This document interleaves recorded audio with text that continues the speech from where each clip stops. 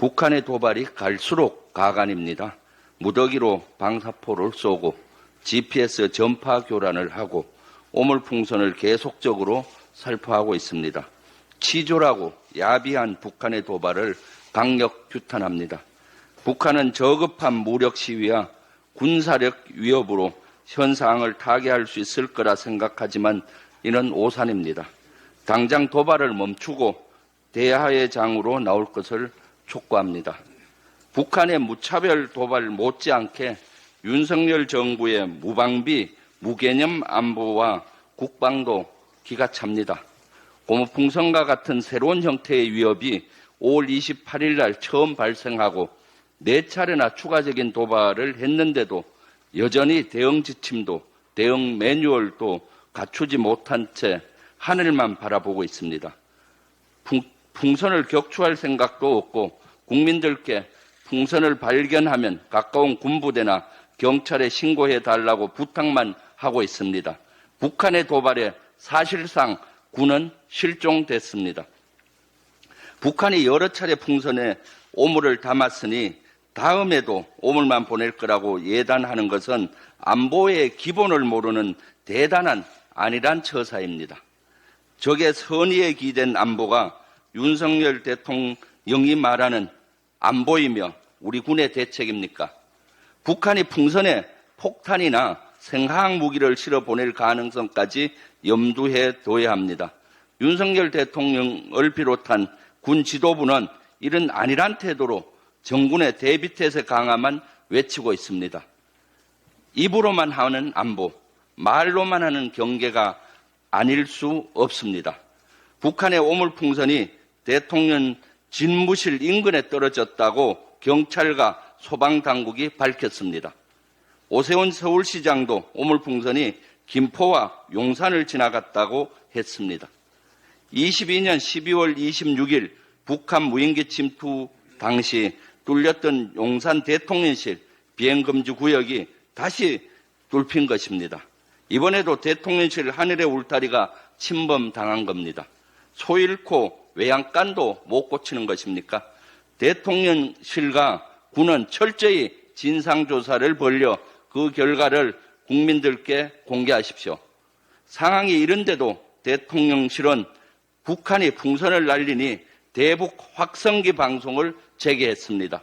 제대로 된 진단을 못하고 잘못된 처방만 하고 있습니다. 고무풍선은 못 맞고 M은 확성기만 만지작거리고 있는 것입니다. 유치한 윤석열식 치킨게임에 국민들만 피해를 입고 있습니다. 윤석열 대통령님, 제발 정신 바짝 차리십시오. 북한이 고무풍선을 날려 전국 각지에 떨어졌을 때 국민들은 불안에 떨었습니다. 이런 와중에 대통령은 기분 좋다며 술을 따르며 어퍼컷만 날리고 있었습니다. 지금이라도 북한의 대남 풍선을 요격할 수 있는 체계를 만들고 지침을 마련하십시오. 북한이 강하게 나온다고 맞장구 치며 강대강으로 치닫기만 한다면 그 피해는 고스란히 국민들께서 짊어져야 한다는 사실을 명심하십시오. 위기입니다. 위기는 관리해야 합니다. 위기를 낮춰 평화의 공간을 마련하십시오. 민주당과 한반도 위기관리 TF는 고물가와 경제난으로 살기 힘든 국민들께서 안심하고 생업에 종사할 수 있도록 최선을 다할 것입니다. 대한민국의 국방과 안보를 바로 세우고 한반도에 다시 평화의 바람이 불 수 있도록 선봉에 서겠습니다. 이상입니다. 예, 우리 김병주 의원 발음이요. 일부러 그러시는 것 같습니다. 대통령. 예. 자, 알겠습니다. 자, 이 화면 안 나와요. 이것 좀 확인 좀 해주세요.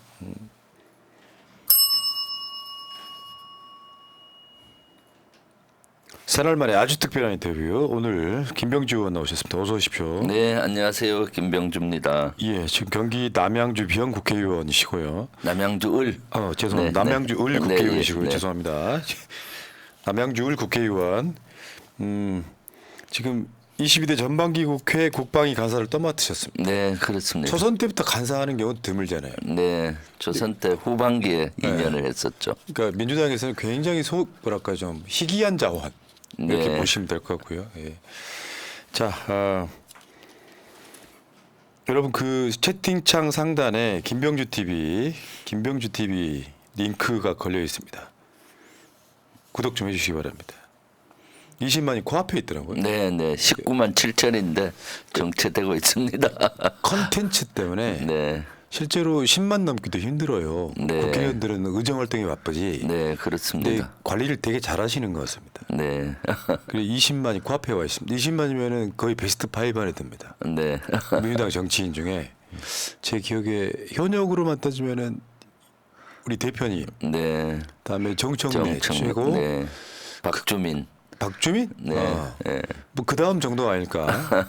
그만큼 볼만하다는 것이죠. 네, 자, 알겠습니다. 지금 22대가 개원을 했는데 바쁘시죠? 그러니까 이게 지금 민주당이 굉장히 스피디하게 가고 있기 때문에 네, 여러모로 바쁘실 것 같습니다. 그렇습니다. 지금 민주당이 속도전 개념으로 지금 모든 걸 추진하고 있습니다. 네. 네, 총선 민심을 따라서 21대에는 좀 답답한 면이 있었는데 22대는 속도전을 내겠다 해서 열심히 뛰고 있습니다. 예. 자, 본격적으로 이야기 한번 해볼게요. 지금 풍선 전단 날리고 오물 풍선이 오고 그러다가 9.19 군사합의를 완전 전면 중지하고 네. 그다음에 대북 확성기 방송이 재개되고 사실 이거 어제도 우리가 시사방송에서 다루긴 했습니다만 네, 말하자면 이게 국지전으로 가는 거 아니냐라고 하는 우려가 있거든요. 네, 그렇죠. 네.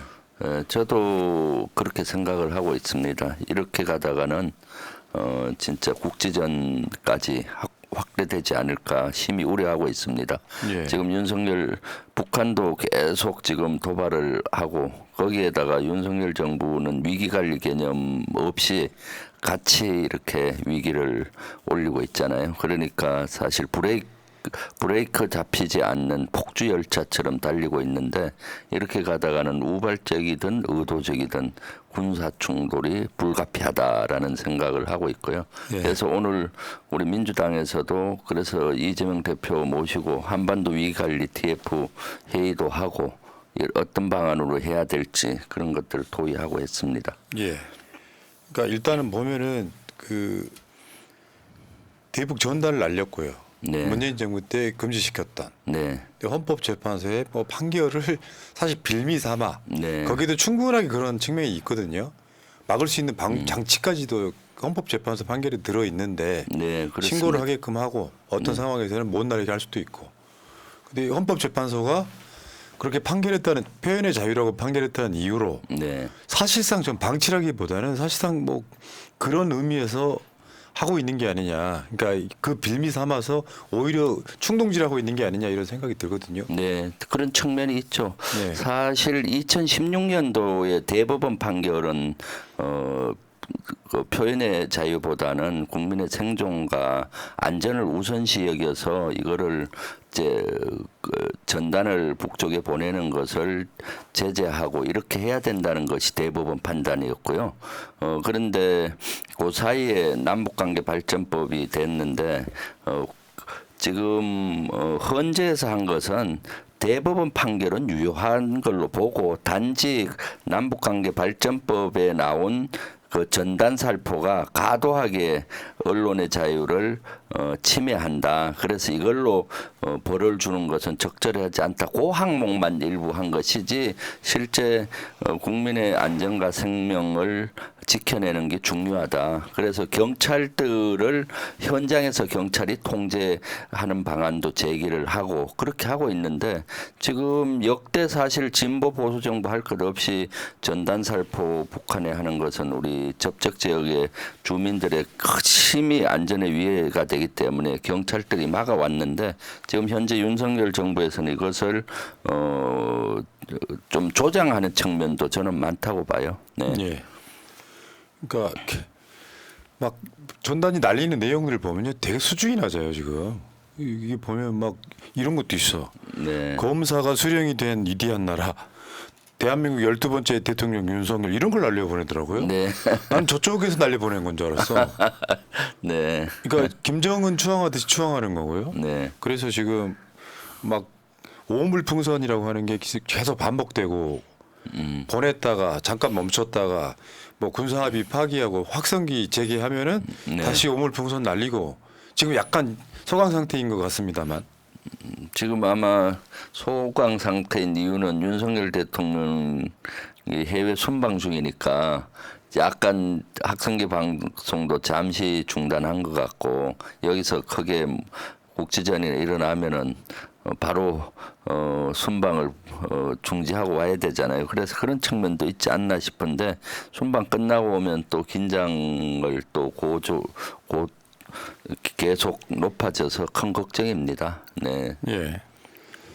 자, 이번- 11년 만에 대북 확성기 방송 재개됐다. 11년이라고 하는 그 숫자라는 게 네. 사실은 그런 의미에서 한반도 리스크를 관리해 왔던 거거든요. 네, 그럼요. 그러니까 요게 지금 네. 안 하고 있다가 원래 박근혜 때 다시 시작했던 거예요. 네.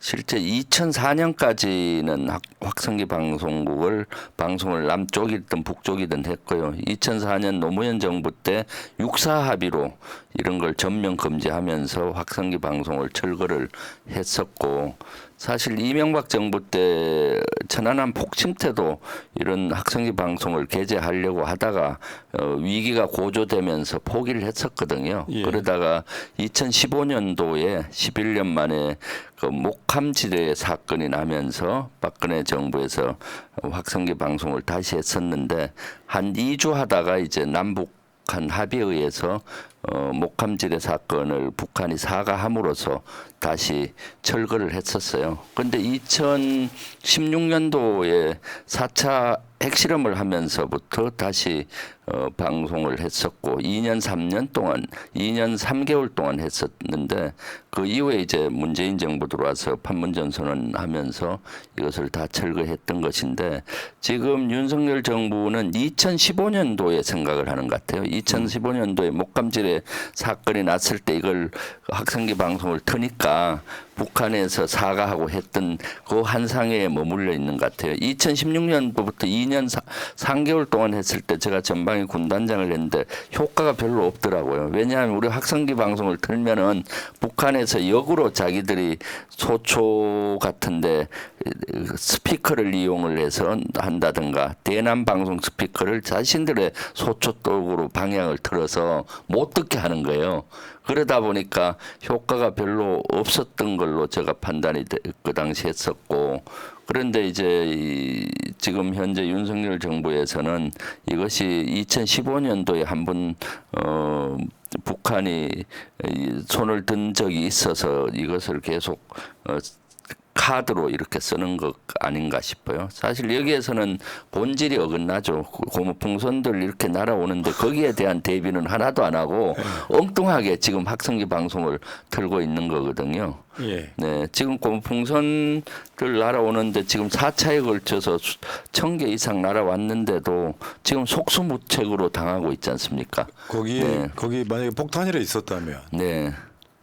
그러니까 우리가 대북 확성기 방송하니까 북한도 지금 확성기 설치하고 있다. 네. 강대강으로만 가지 않습니까? 그렇죠. 북한도 지금 대남 방송을 위해서 스피커를 설치하고 자체 또 방해 방송을 위해서 설치하는 것 같습니다. 이렇게 강대강으로 가고 있는 거죠. 사실 어떤 것들을 진단할 때 그 진단을 제대로 하고 처방을 해야 되는데 지금 고무풍선들 날아오는 거에 대한 처방을 해야 되는데 엉뚱한 방향으로 지금 하고 있는 거거든요. 고무풍선 날아오는데도 불구하고 거기에 대해서는 대응은 전혀 못하고 특히 이번에는 전 지역에 그것이 떨어졌잖아요. 그래서 국민들이 아주 불안해하고 더 더 심각한 것은 대통령실의 하늘의 울타리라고 할 수 있는 비행금지 구역에 또 이것이 안에도 떨어졌습니다. 그럼 결국은 대통령실까지 뚫혔다라고 보여지는 진짜. 거거든요. 우리 무프님도 전에 1년 반 전에 기억할 거예요. 북한 무인기가 서울 상공을 헤집고 갔고 네. 그때도 대통령실의 하늘의 울타리인 비행금지 구역까지 무인기가 침투를 했었거든요. 그럼 경호작전 실패예요. 작전실. 그러네요. 예, 그래서 그때 제가 지적을 했었고요. 그때도 지적을 하니까 본인들은 아니라고 하면서 저를 오히려 북한 내통설을 주장하고 막 그렇게 했잖아요. 그 이후에 사실은 많이 보강이 됐는데 이번에도 고무풍선 북한에서 날린 풍선이 비행금지 구역 안에 떨어졌거든요. 그 국립중앙박물관 앞에도 떨어졌고 이태원 지역에도 떨어졌기 때문에 이것은 경호작전 실패고 그런데도 여기에 대한 대응을 어떻게 할지는 전혀 고려를 하지 않고 엉뚱한 방향인 확성기를 틀어서 오히려 긴장을 조성을 지금 하고 있어서 큰 걱정입니다. 네. 그 시작점이 네. 그 탈북 단체를 통해서 네. 대북 전단을 보내는 걸 용인함으로써 네.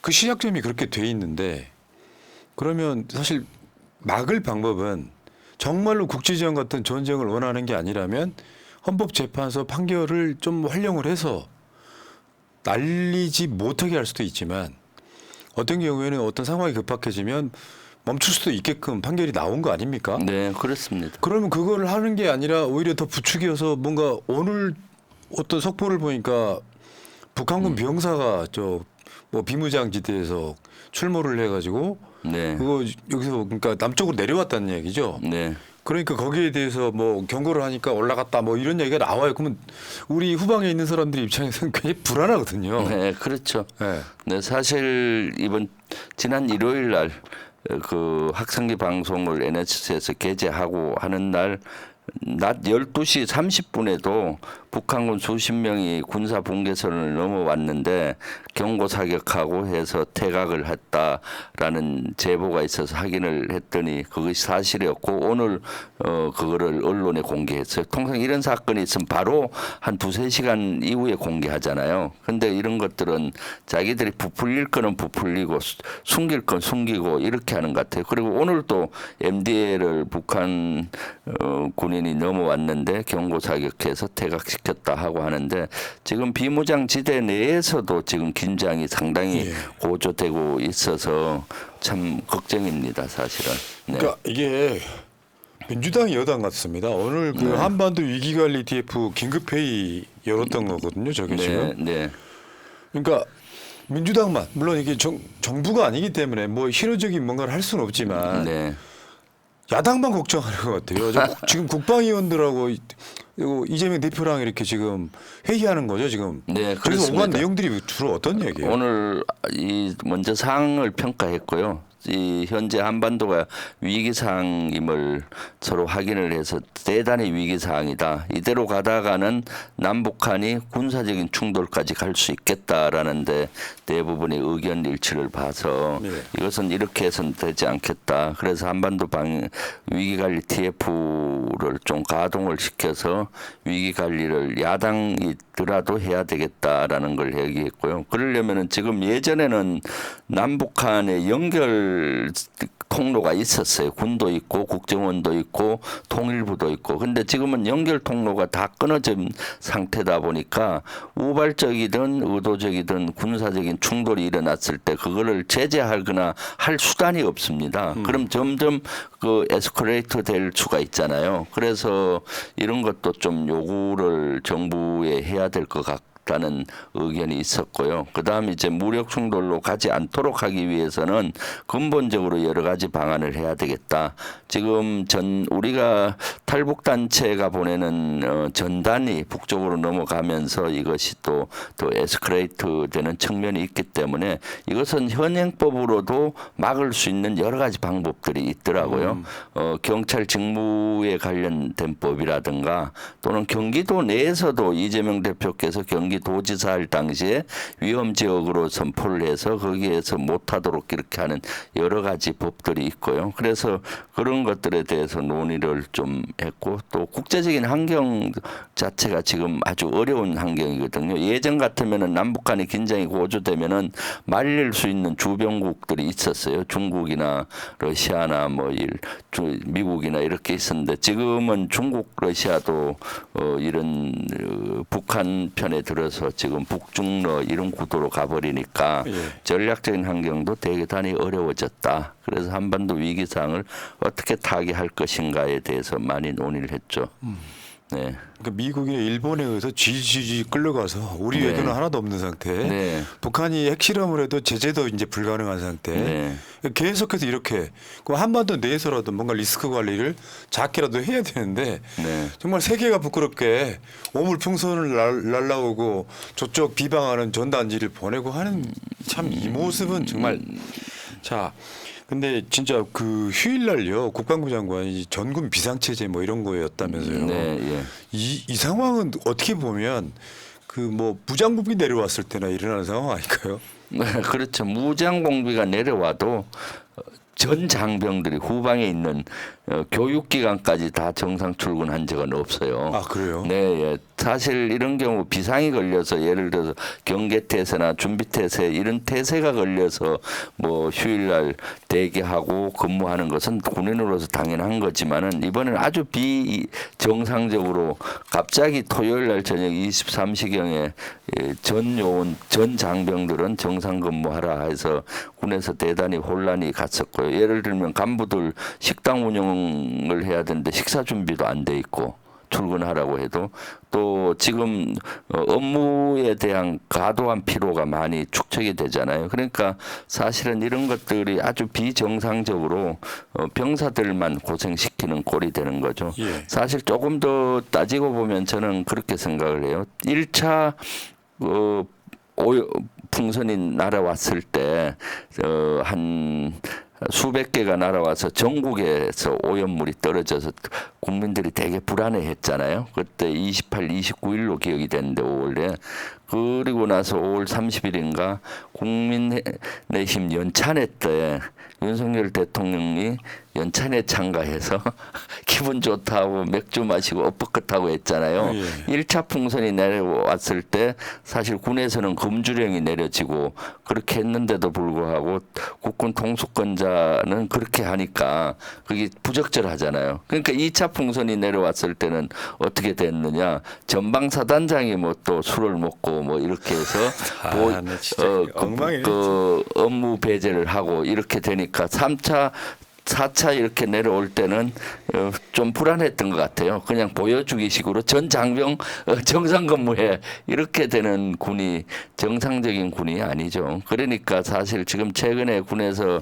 사고들이 빈번히 나는 이유도 업무라든가 이런데 지나치게 근무할 때는 하더라도 휴식과 근무와 조화가 돼야 되는데 쓸데없는 이런데 과도하리 만큼 뭐 이렇게 에너지를 낭비하고 있는 측면도 있죠. 이런 상황이 되면 물론 전방사단 정도는 대기를 유지하고 후방에 있는 학교기관이나 후방에서는 그렇게 할 필요가 없는데 모든 장병을 출근 일요일 날 정상 근무하라고 하니 비상을 건 것도 아니고. 그러니까 풍선 내려오는 것 때문에. 네.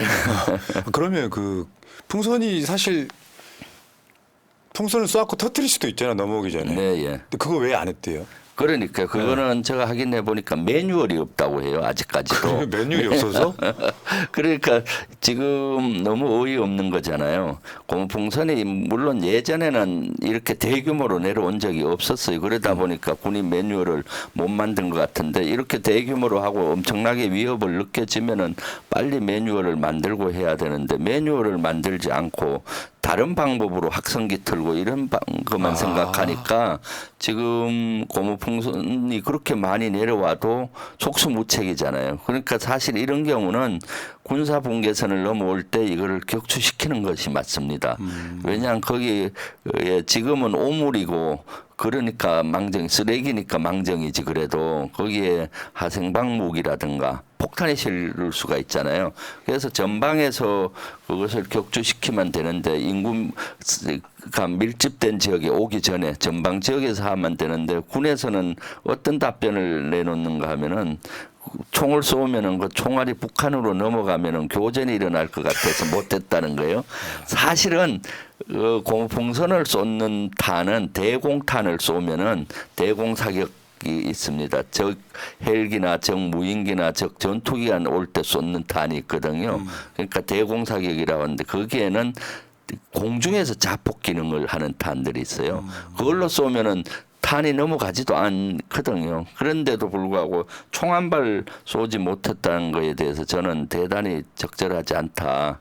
그래서 그런 것들을 빨리 만들어라라고 지금 주문을 하고 있는 거죠. 자, 그러면 이제 핵심은 네. 이건 해프닝으로 끝날 수 있어요. 네.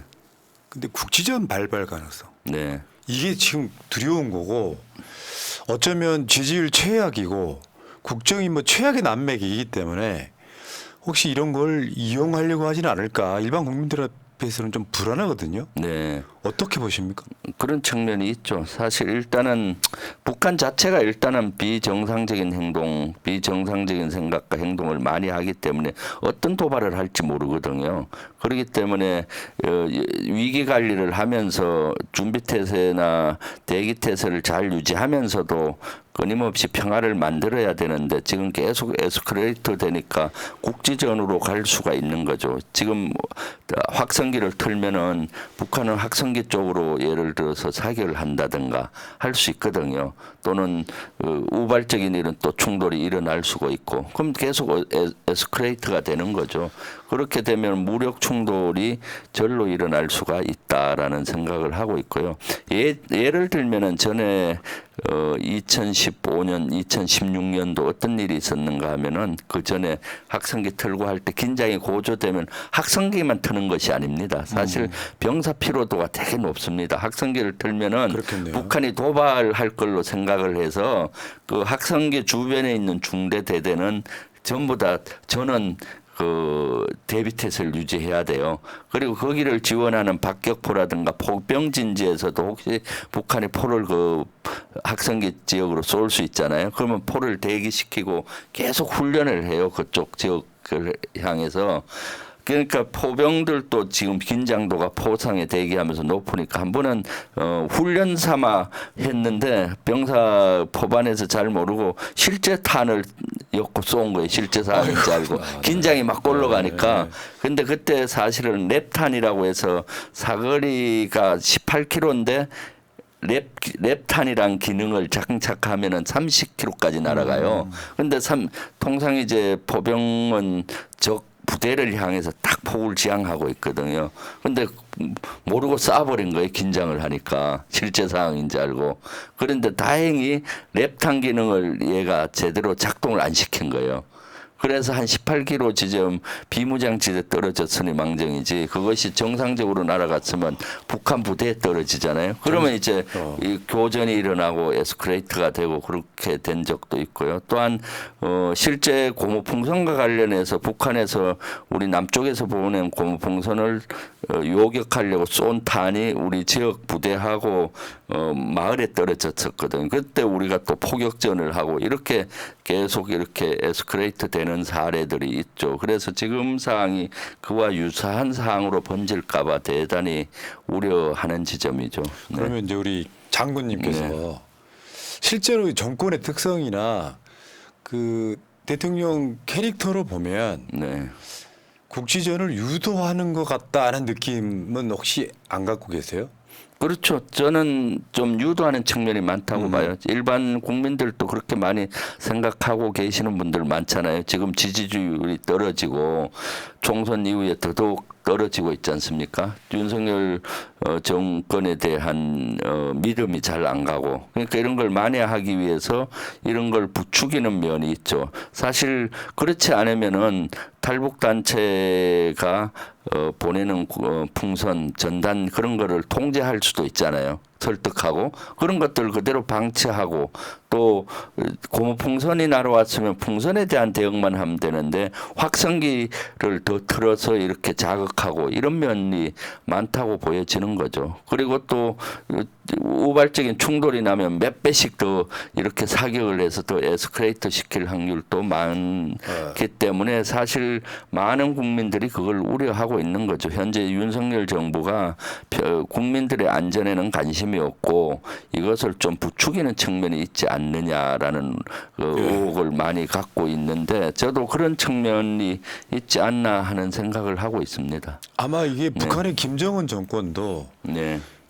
서로 그런 식으로 이렇게 밖으로 전쟁을 하게 되면 내부는 단합되는 효과가 있으니까 네. 양쪽이 똑같은 걸 노린다고 하면 실제로 진짜로 국지전 정도 전면전은 좀 현실적으로 힘들어 보이고요. 네. 그렇게 해서 단기간 전면전을 하게 되면 20%가 무너질 바로 코앞에 있는 우리 윤석열이 나중에 이제 지지율을 올리는 데 써먹겠다고 하면 그건 천인공노할 범죄 아니에요. 아, 그럼요. 네. 증빙하기 좀 어려운 거지만 네. 예전에 왜 그 청풍 사건 같은 것들 생각하면 좀 끔찍한 상황이지 않습니까? 네. 아, 나 참네. 아니 뭐 어쩌다 이렇게 됐을까요? 그러니까 대통령은 그 취임할 때 헌법 평화 유지 이런 것들이 선서를 하잖아요. 아, 그렇죠. 선설하죠. 그리고 평화 통일을 이루기 위해서 하는 그런 것도 선설하고 국민의 안전 이런 데 책임을 지는 그런 선설을 하고 또 책무 중에 그런 것들이 있죠.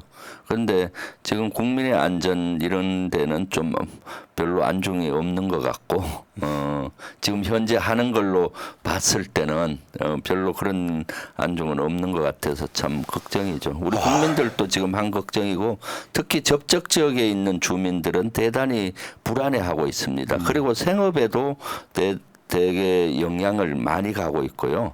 또 오늘 또 접촉 지역에 있는 국회의원들하고 얘기를 나눠보니까 당장 그쪽에 관광들이 잘 안 이루어지고요. 그렇겠죠. 확성기 풀기를 틀고 하기 때문에 민통선이라고 해서 그 안에서 농사 짓잖아요. 민통선 들어가는 우리 주민들을 통제를 많이 하게 돼 있고 그다음에 안보 관광 이런 것들을 하기가 어려워지고 또 주민들은 대단히 불안해하기 때문에 경제까지도 아주 영향을 간다 해서 어저께 접촉 지역에 있는 국회의원들은 전부 기자회견을 한번 했어요. 실제 전단살포를 좀 제재해달라. 또 이 사항을 좀 위기를 관리해달라. 이런 기자회견도 하고 했었죠. 네. 그러니까 전임 문재인 정부가 그런 위기 관리는 굉장히 잘했던 것 같습니다. 그러니까 세계적 흐름, 네, 네. 미국과 중국이 싸우는 상황에 네. 우리 평화 유지할 거야. 그 기조인 것과 그렇죠. 정권을 위해서 뭔가 국민을 전쟁의 구렁텅이로 빠뜨려도 상관없다는 듯한 태도의 이 현 정권이 네. 볼 때마다 좀 분노스러운 게 뭐 정권이 바뀌거나 하면 또 어떤 상황이 바뀔지 모르겠습니다만 이건 뭐 남북한의 독재자들이 정권 유지를 위해서 그냥 국민을 지금 전쟁의 위험 속에 빠뜨리는 그런 느낌 때문에 분노스러운 그런 네, 느낌이에요. 그렇습니다. 네. 지금 사실 정부라고 하면은 위기 관리를 해야 되는 거거든요. 왜냐하면 우리는 안보가 불안해지면은 바로 경제에 영향을 미치잖아요. 안보가 무너지는 기미만 그러니까 조금만 보이면 바로 투자금이 빠져나가고 우리 대한민국에 투자한 투자자들이 빠져나가고 경제가 불안해지고 영향을 미치기 때문에 위기 관리 개념을 적용해서 안보를 관리합니다. 예를 들면 이러한 상황에서도 브레이크를 잡아야 되는 거고 계속 이렇게 서로 해야 되는데 지금은 오히려 점점 이 강도를 높여가고 있고 북한하고는 어떤 평화에 만드는 노력도 안 하고 있죠. 지금은 예. 국방부만 존재하고 통일부나 외교부는 존재하지 않는 것 같이 보이잖아요. 국방부야 뭐 대비태세를 강화하고 하는 건 당연히 하겠지만 이럴 때일수록 통일부가 나서서 대화하자 그러고 또 장성급 회의도 제의하고 뭔가 좀 해야 되는 거고 외교부는 또 외교적인 수단을 통해서 미국을 동원하든 중국을 동원하든 또 북한의 도발 이런 걸 억제하기 위한 또 노력도 같이 해야 되는데 그러한 노력은 전혀 안 하고 너무나 편협적으로 예. 군사력인 대비만 지금 하고 있잖아요. 네, 옵션만 만지작거리고. 그러니까 뭐 압도적으로 뭐 우리가 우위에 서면 평화를 유지하는 것이다. 뭐 행사 때마다 네, 윤석열이 그런 이야기를 하고 있는데 이재명 대표는 반대로 이야기하잖아요. 네, 평화를 유지하는 게 최고다. 그럼요. 참. 평화, 반면 평화와 안보는 사실은 한 몸체고 동전의 앞뒷면과 똑같아요. 네. 네, 안보가 잘 유지돼야 평화가 유지되고 평화가 유지된 상태가 안보인데 지금은 점점 평화를 깨고 있는 걸로 보여지지 않습니까? 네, 예. 아 근데 또 이게 천공 같은 사람들이 등장하네요. 뭐 이런 뭐 석유에도 뭐 대북 확성기에도 뭐 다 뭐 천공 같은 사람이 등장하니까 이제는 뭐 우리가 상식의 영역이 아닌 것 같은 느낌. 네. 우연의 일치가 아닌 상황. 네. 야 이건 뭘까 이런 싶은 생각이 드네요. 그러니까 진짜 그 정통 군인이셨던 우리 의원님 입장에서 보면은 황당하기 그지없는 정권이 네, 아닌가. 그럼요. 사실은 2,500년 전에 손자병법에도 그런 게 나와요. 미신을 믿지 마라, 정계를 믿지 마라, 정확한 정보를 가지고 국정을 판단해라라는 게 나옵니다. 네. 2,500년 전에도. 근데 지금은 현 윤석열 정권 들어와서 항상 천공의 그림자들이 뒤에 어른거리고 있잖아요. 예를 들어서 이건 예측하지 않은 어떤 정책을 내놓을 때, 황당한 정책들을 내놓을 때 보면은 왜 배경이 뭐지라고 궁금했을 때 천공의 그 강의 내용을 뒤적여 보면은 몇 주 전에 뭐 유사한 얘기가 있었다 이런 얘기들이 계속 나오잖아요. 이번에도 영일만통에서 뭐 기름이 난다.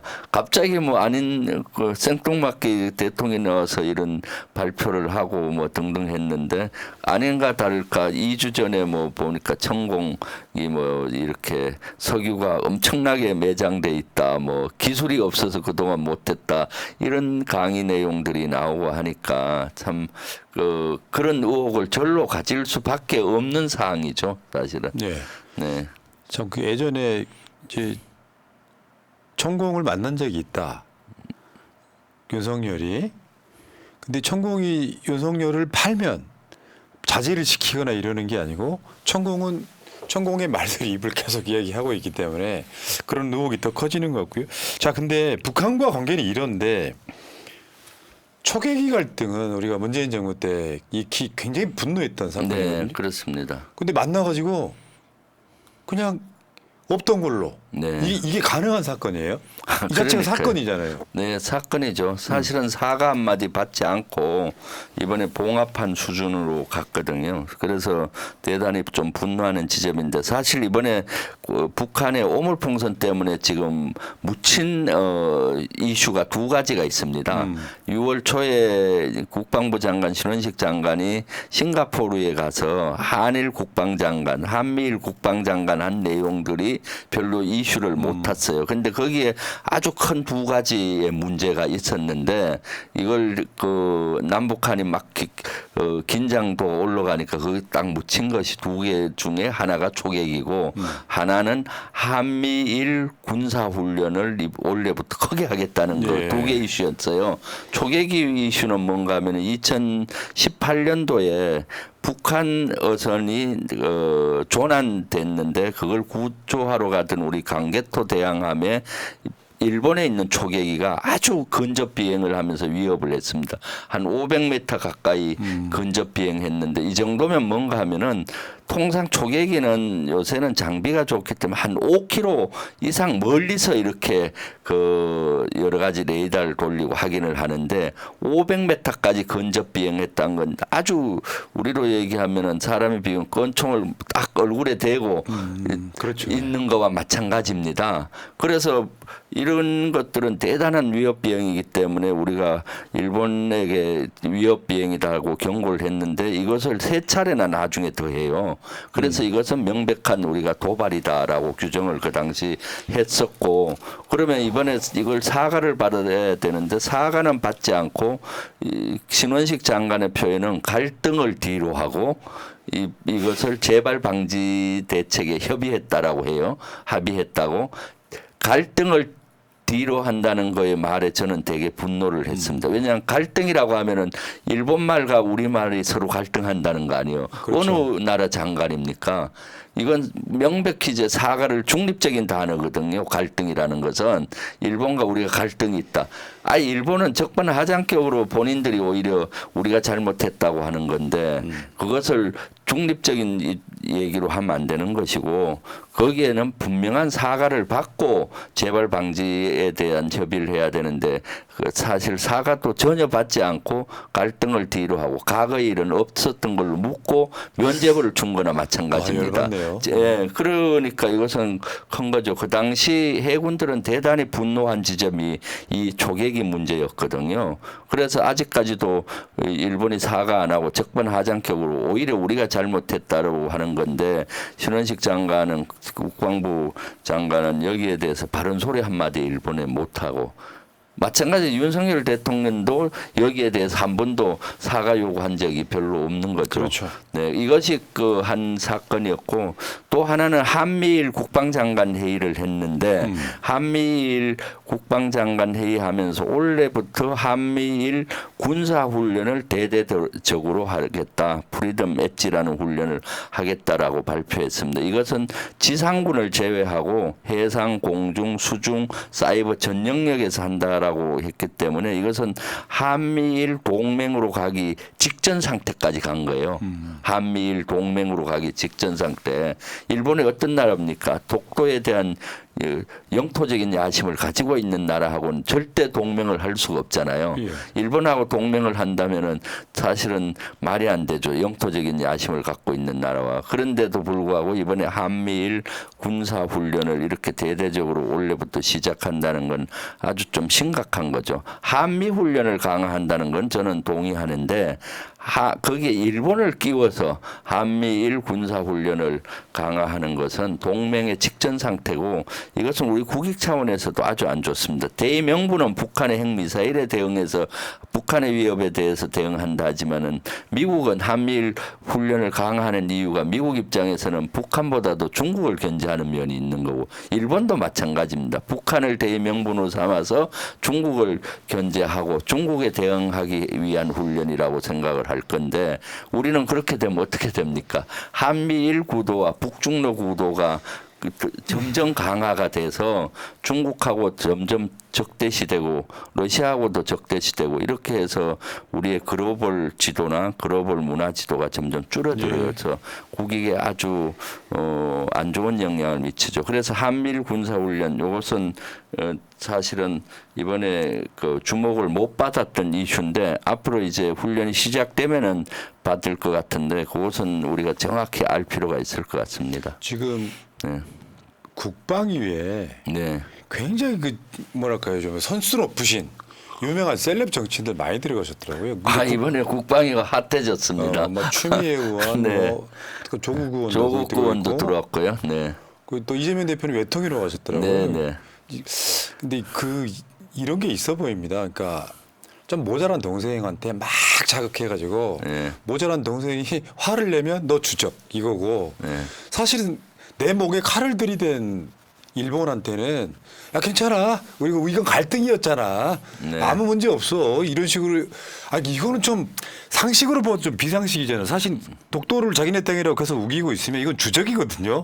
그렇죠. 네. 근데 일본하고는 그냥 한없이 그 밑으로 기어 들어가는 네. 이 상황의 외교를 국민 정상적인 사람들이 받아들이는 건 사실 불가능하지 않습니까? 네. 군에서도 제가 군에 있을 때 정확한 건 현존 위협이라고 해요. 현재 위협은 명확히 북한이고 미래 위협이 있잖아요. 미래 잠재 위협은 주변국 위협이라고 해요. 그 주변국의 위협이 있지 않습니까? 특히 일본, 중국, 러시아 다 군사적인 위협으로 보고 있는데 특히 일본 같은 경우는 독도의 영유권을 주장하고 있는데도 불구하고 한미일 훈련을 이렇게 강화한다는 것은 제가 봤을 때 새끼 호랑이를 안방에 들어놓는 우를 범하는 겁니다. 예. 지금은 북한 때문에 일본 도움이 필요하다고 이래 하잖아요. 근데 일본이 지금 군사력이 지금은 세지가 않은데 이제 점점 군사 대국화로 가서 군사력이 세지면 어떻겠습니까? 새끼 호랑이가 호랑이가 어른 호랑이가 돼서 안방을 차지하고 주인 행사할 거 아닙니까? 그런 우려를 범할 수 있는 거죠. 북한의 또 핵미사일에 대응한다고 하면 한미 훈련이나 한미 전력으로 충분해요. 굳이 일본은 끼어넣지 않아도 되는 겁니다. 그래서 일본하고의 관계에서는 지금 역대 문재인 정부나 역대 정부가 유지했던 적절점을 초과해서는 안 되는데, 적절점이라고 하면은 북한 미사일에 대한 정보 교류 정도. 그리고 우리가 전시가 되면은 일본의 유엔사 후방기지에서 보급을 많이 받습니다.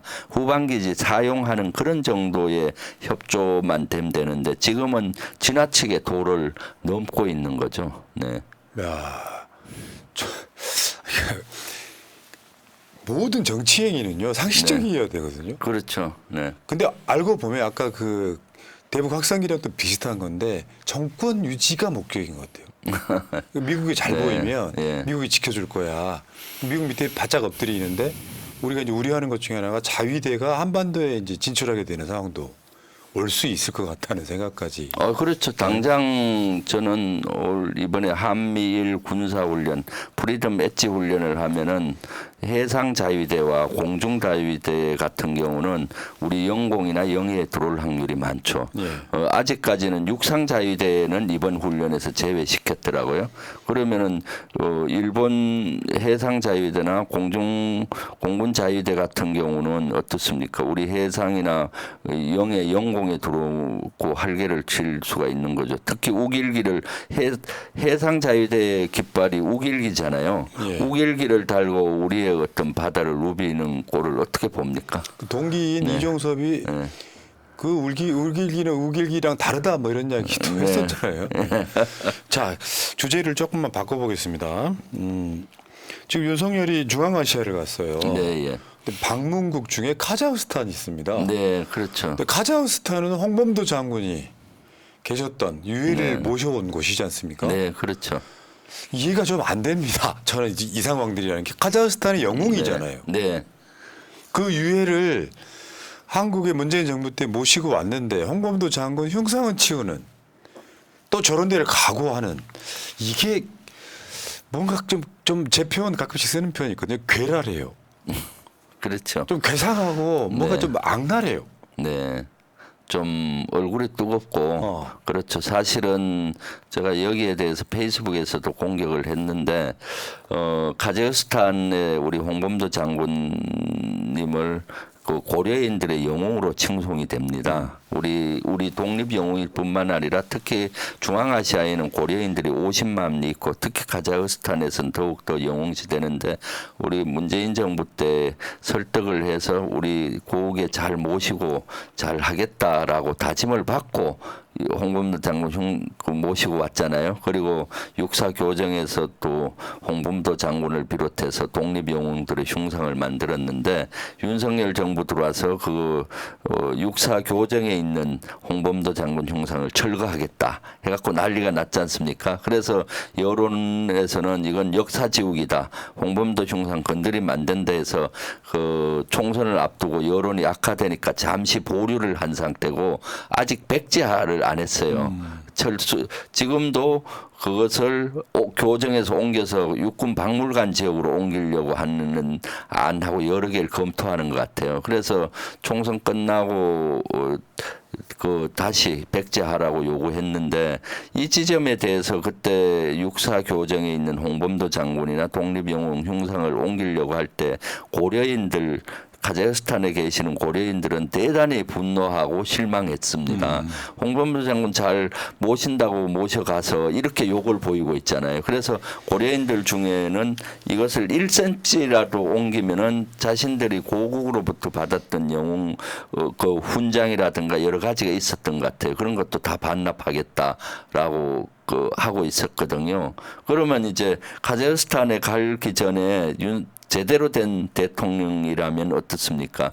이것에 대해서 백지화 선언을 하고 가서 상처받은 고려인들에 대해서 사죄도 드리고 또 앞으로 이렇게 하지 않고 잘 모시겠다 이렇게 해야 되는데 이제 오늘쯤 아마 카자흐스탄에 하실 거예요. 어떻게 하는지 좀 지켜봐야 되겠어요. 6월 7일이요. 예, 예. 홍범도 장군이 봉오동 전투에서 승리 거둔 날이기도 해요. 네. 근데 그런 조상님들의 여러 그 고단함과 생명을 바친 네. 것들이 나라를 지금까지 지켜왔던 것들인데 정말 윤석열은 일본만 위하는 느낌. 네. 지금 여기까지 왔단 말이에요. 근데 이제 이런 것도 하나 있죠. 지금 윤석열 정권이 가장 위험해진 것. 네. 최병 관련한 수사 개입 사건. 네.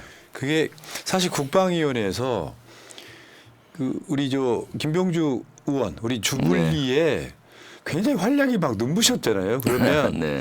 그 당시에 국회에서 그 증언하던 당시 국방부 장관, 해병대 사령관 이런 사람들이 대부분 다 김병주 의원 앞에서 위증을 한 것이더라고요. 네, 그렇습니다. 네.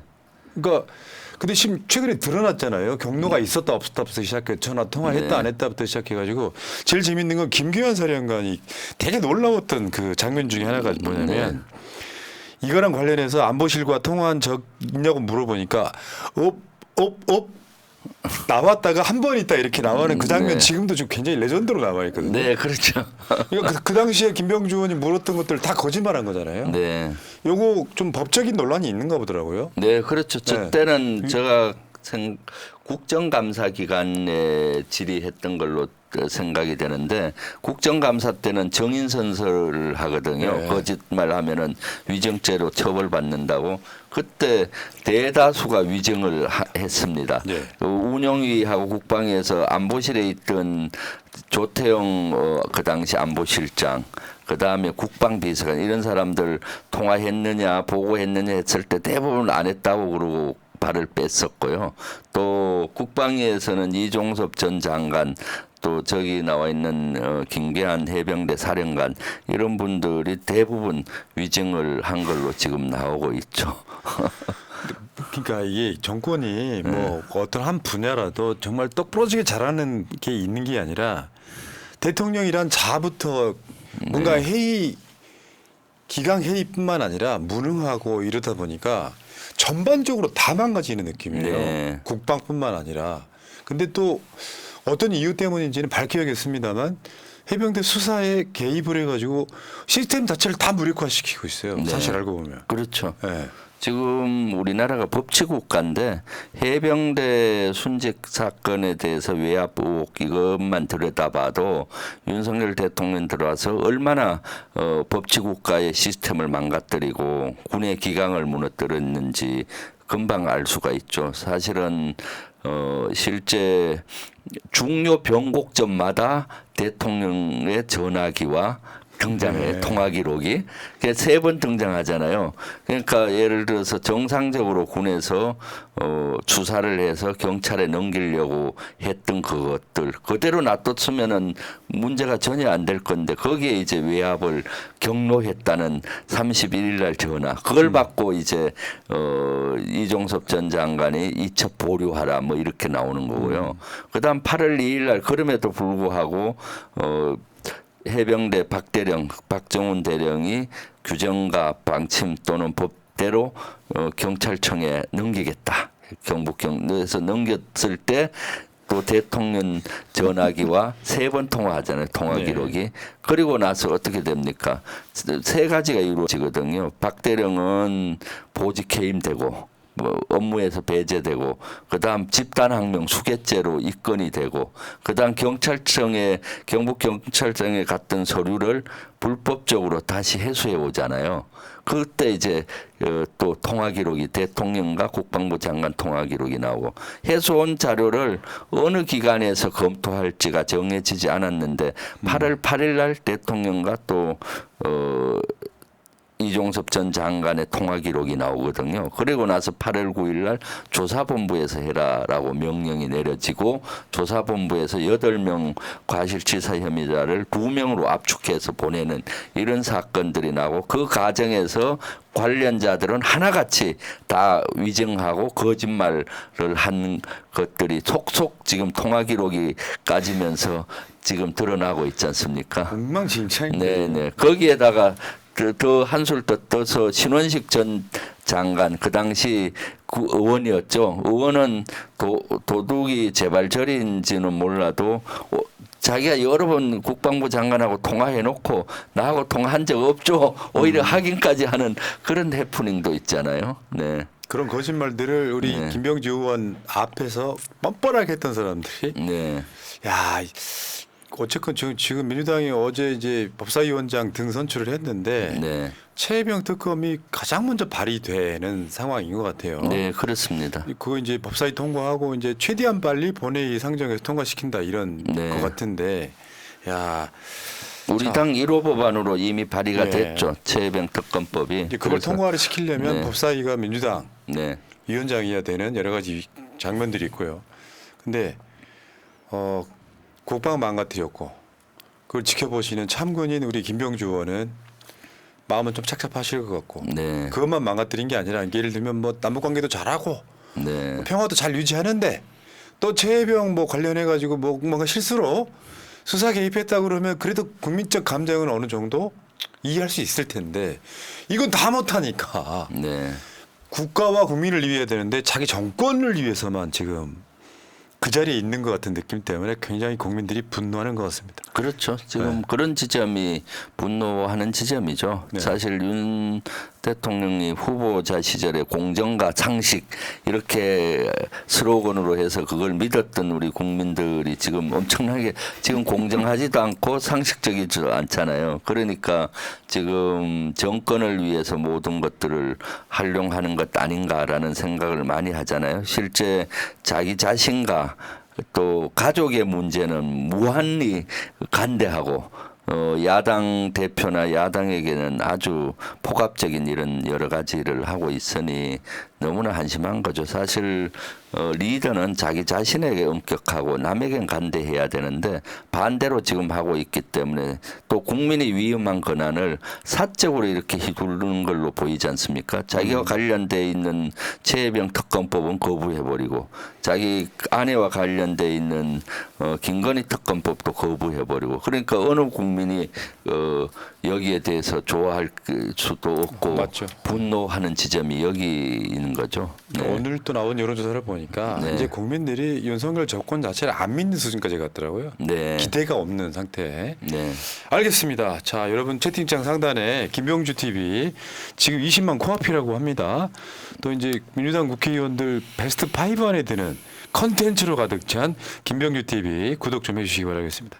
자, 마지막으로 네. 이 카메라 보시면서 네. 또 이제 22대 국회 각오 한 말씀 하시고 이제 가시면 되겠습니다. 네, 22대 국회가 막 시작이 됐습니다. 지금 윤석열 정부 들어와서 여러 분야, 거의 대부분 분야에서 후퇴하고 있습니다. 민주주의가 무너지고 있고 민생이 어렵고 한반도 평화가 깨지고 있습니다.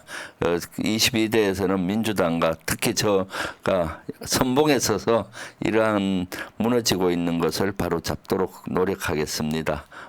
우리 시청자 여러분들 함께 해주셔서 고맙습니다. 예, 지금 자막에 남양주 을입니다, 여러분. 잘못 네. 나갔어요. 자, 오늘 고생하셨고요. 다음에 또 파이팅 하시고 또 뵙겠습니다. 고맙습니다. 네, 감사합니다. 예.